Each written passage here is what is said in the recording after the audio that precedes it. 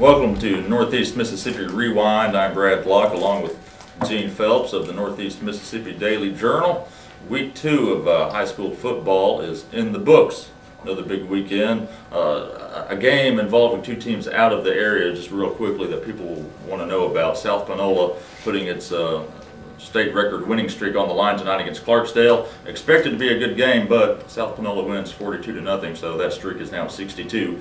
Currently the longest in the nation. Now locally, the ranked teams in the area. Let's start with the large schools and see how they did tonight. Number 1 Shannon defeated number 5 Lafayette 21-5. Number 2 Tupelo losing to Grenada 45-28. Number 3 West Point beats Columbus 27-7. Number 4 Oxford losing to Horn Lake 17-15. And again Lafayette County falling to Shannon. Small schools. Number 1 Baldwin holds off Saltillo 24-20. That's how we say it around here, Saltillo. Number 2 Nettleton beats number 3 Boonville 37-13. So Boonville is 0-2 on the season. Number 4 Amory is now 1-1, losing to New Hope 35-28. And number 5 Calhoun City thumps Faulkner 30-0. So Gene, that's how the ranked teams did. And as we mentioned, the Tupelo losing tonight. Tell us what went wrong out there for the Wave. Well, just about everything. At one time in this ball game, in the third quarter, with about 3 minutes left, Chad Bumpus for Tupelo, who had 3 touchdowns in last week's game against Covington, Tennessee, returned to punt 42 yards for a touchdown, put Tupelo up 28-23. Tupelo had already survived a couple of turnovers earlier in the game, but they just couldn't stop Oliver Hughes, Grenada's quarterback. He almost led a comeback last year against Tupelo down there, after Tupelo had taken a big 22-0 lead, and Hughes brought them within a few points of winning that game and an onside kick late. Tonight, he was 19 of 32 passing for 375 yards and 3 touchdowns. He had some big pass plays to set up short touchdown runs. After Bumpus scored to put Tupelo up, Hughes scored on runs of 11, 7, and 7 yards to help Grenada score 28 points there in the second half and kind of put this game away. DeMarcus Tidwell, another receiver and a big playmaker for Grenada that Tupelo was concerned about coming in, caught 8 passes for 153 yards and a touchdown. And Grenada had 431 yards total offense. Well, coming into this game, we knew it would be a big test for Tupelo. It would tell us a lot about them because Grenada was in their division last year. They're now in 2-5A, but this is kind of indicative of the kind of teams they'll be facing, and some teams even better than that with South Panola and Olive Branch. So what did we find out about Tupelo that they need to work on? A number of things. Coach Eric Collins said after the game they exposed a number of their weaknesses. I think that exposed some weaknesses in the secondary. I'm sure with some pass rush and some containment on the ends.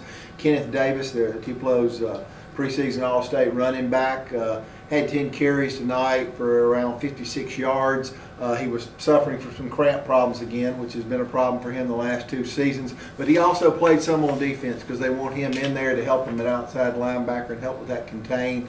And he played some on the defensive side of the ball. They've just got to go back to work. They've got Amory coming up this weekend, next weekend at home.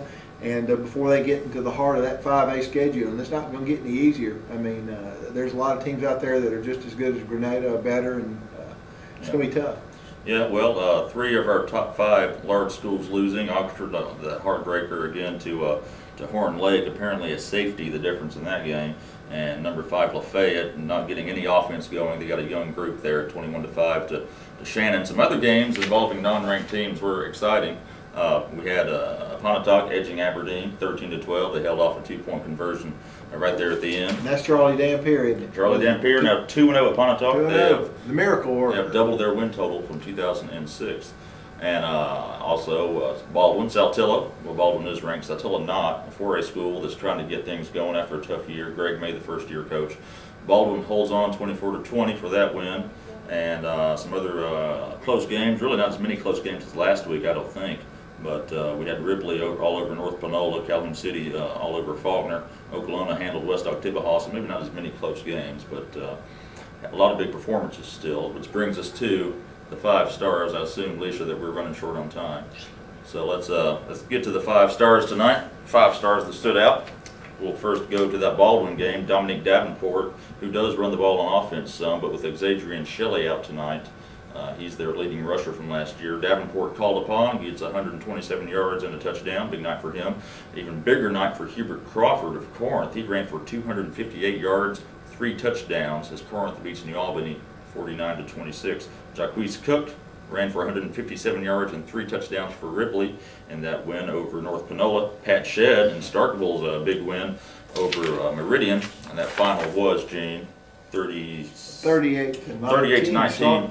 Shedd, I think, is a third-year starter, isn't he? Yes, he is. Ran for 109 yards, 4 touchdowns. And finally, Marcus Sanders for Nettleton, playing against his old team, Boonville, ran for 136 yards and an 88-yard touchdown run against his old team. Ran right past his old teammates in front of the home stands, and he said he very much enjoyed that.